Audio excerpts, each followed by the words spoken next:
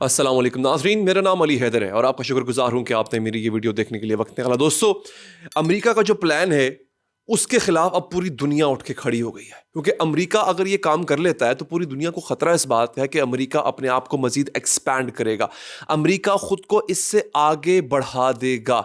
America ने बाकायदा तौर पे, कल का मेरा वीलॉग अगर आपने देखा हो, मैंने आपको बताया था कि अमेरिका ने बाकायदा तौर पे इस बात का ऐलान किया है कि गज़ा की पट्टी का कंट्रोल अमेरिका संभालेगा।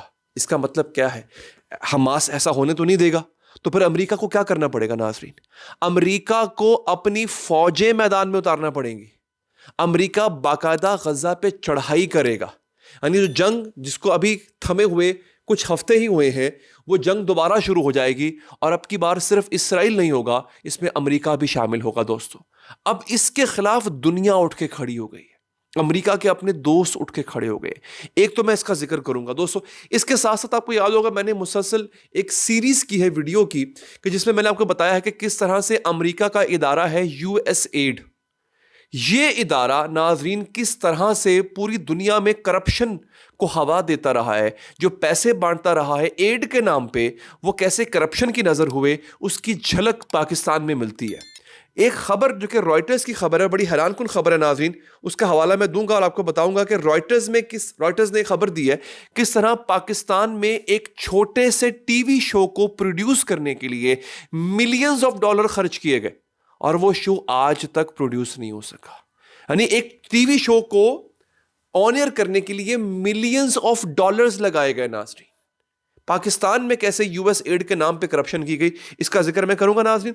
इससे पहले कि मैं आगे बढ़ूं, मैं आपको एक क्लिप दिखाना चाहता हूं जो कि बेंजामिन नेतन्याहू जब आया है हाल ही में अमेरिका, तो डोनाल्ड ट्रंप के साथ सवाल किया गया और अफगान सहाफ़ी ने सवाल किया, खातून ने सवाल किया, यानी अफगानियों की किस तरह से बेइज्जती बेहुरमती की जाती है और आज क्या हाल है अफगानियों का अमेरिका में। जरा इस क्लिप में देख लीजिएगा आप। Afghanistan situation.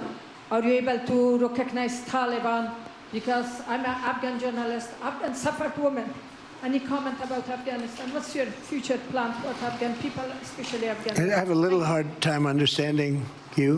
Where are you from? Actually, it's a beautiful voice and a beautiful accent. The only problem is I can't understand a word you're saying. But I just say this: good luck, live in peace. Go ahead, please. ये video आपने देखी, साफ जो लोग अंग्रेजी जानते हैं उनको बड़ी आसानी से समझ आ सकता है कि उस खातून ने क्या कहा है। उस खातून का सवाल क्या था? सवाल उसका था कि अफगानिस्तान के मुस्तकबिल के बारे में आप क्या कहना चाहते हैं और अफगानिस्तान के जो अफगानी लोग हैं उनके मुस्तकबिल के बारे में। अब डोनाल्ड ट्रंप जो कि अंग्रेजी समझ सकता है, वो बड़ी आसानी से समझ सकता है, वो जानबूझ के मजाक उड़ा रहा है अफगान औरत, अफगान सहाफ़ी के एक्सेंट का, उसके लहजे का, उसके अंग्रेज़ी का। हालांकि उसने गलत अंग्रेज़ी नहीं बोली, उसने बिल्कुल सही बात की है। यानी इस कदर तहकीर आमेज अंदाज है डोनाल्ड ट्रंप का अफगानियों के खिलाफ, बल्कि मैं समझता हूँ पाकिस्तानियों के खिलाफ भी कुछ ऐसा ही उसका अंदाज है। तो नाज़रीन, ये अब आपने क्लिप देख लिया, अब मैं आगे बढ़ता हूँ। सऊदी अरब अकड़ गया, जर्मनी अकड़ गया, स्पेन अकड़ गया, सब ने कहा है कि ये तो हम नहीं होने देंगे। अमेरिका का जो प्लान है वो हम एग्जीक्यूट नहीं होने देंगे। प्लान क्या है?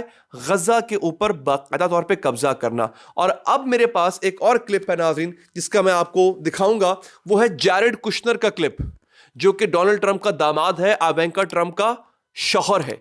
उसको गजा की पट्टी के अंदर एक हाउसिंग सोसाइटी बनानी है, वाटर फ्रंट बीच के ऊपर। गजा का एक बहुत बड़ा एरिया बीच पर है ना, तो बीच पे हमने साहिल समंदर पे एक हाउसिंग सोसाइटी बनानी है। दोस्तों, ये प्लान है इस वक्त जैरेड कुशनर का। मैं आपको इसका क्लिप भी दिखाऊंगा। सबसे पहले मैं आपको रॉयटर्स की खबर दे दूं और बताऊं कि पाकिस्तान माशाल्लाह क्या काम करता रहा है और किस तरह से पाकिस्तान में करप्शन होती रही है इस चीज़ के नाम को लेकर के। नाजरीन, ये भी अपने आप में एक बहुत ही अचंभे वाली स्टोरी होगी नाजरीन, जो कि आप सुन रहे होंगे। लेकिन जनाब, स्टोरी मुझे सामने आ चुकी हुई है। 20 million US aid project in Pakistan to fund Sesame Street. Let alone the need of this private project to be funded at all. The project never even took off despite 6.7 million spent and wasted due to corruption and fraud. $20 million यानी $2 करोड़, जो कि पाकिस्तान में, पाकिस्तानी रुपयों में अरबों रुपए बनते हैं आज, और उस वक्त भी ये तकरीबन अरब के करीब बन ही जाता होगा।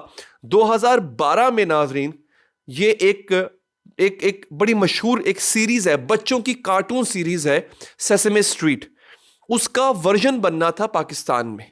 ये गलबन यूके की थी, सेसेमे स्ट्रीट यूके की थी मेरे ख्याल है, बरतानिया में बनती थी। इसी का वर्जन एक पाकिस्तान में बनना था। उसके लिए 20 मिलियन $2 करोड़ अलॉट किए गए, जिसमें से $6.7 मिलियन लग भी गए, लेकिन वो आज तक प्रोग्राम ऑन एयर नहीं हुआ। करप्शन की नजर हुआ। ये रॉयटर्स की 2012 की स्टोरी है नाजरीन।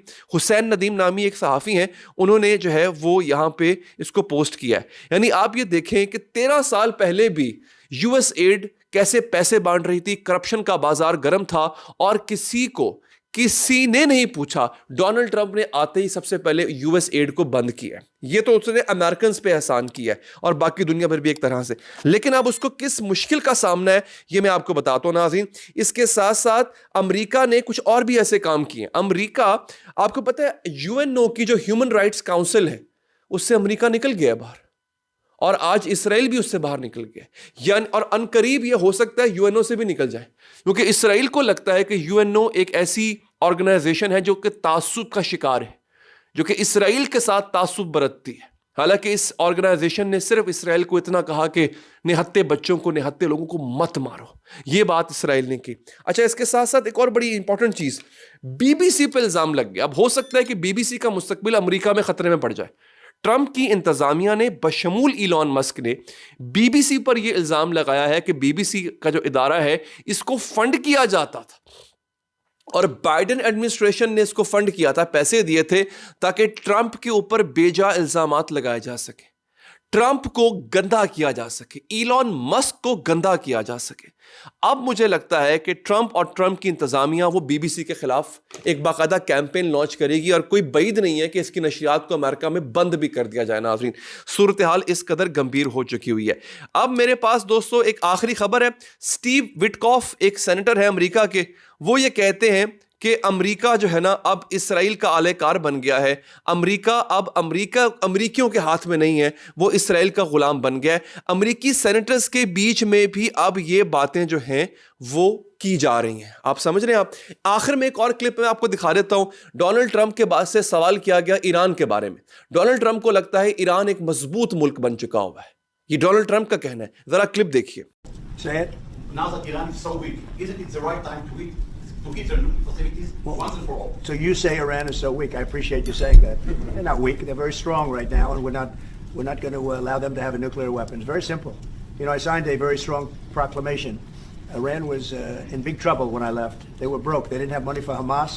They didn't have any money for Hezbollah. साफी ने पूछा कि ईरान अब कमजोर हो गया है तो क्या ईरान पे हमला करने का सोचेंगे? तो ट्रंप ने कहा कि नहीं, ईरान कमजोर नहीं है, ईरान पहले से ज्यादा मजबूत हो गया हुआ है। और उसने ये भी कहा कि हम ईरान को न्यूक्लियर वेपन्स हासिल करने नहीं देंगे, ईरान को हम रोकेंगे। तो ट्रंप ये भी मानने को तैयार है कि ईरान इस वक्त मजबूत है, गो कि उसका जो साको सबात है वो कुछ और था। वो कहने का मकसद उसका यह था कि ईरान जो है वो मेरे दौर में कमजोर था और बाइडेन ने आके उसको मजबूत किया। लेकिन वो ये तो कम से कम मान गया कि ईरान इस वक्त पहले से ज्यादा मजबूत हो चुका है। अपना बहुत ख्याल रखिए नाजरीन, चैनल को सब्सक्राइब कीजिए। अल्लाह ने के बाद।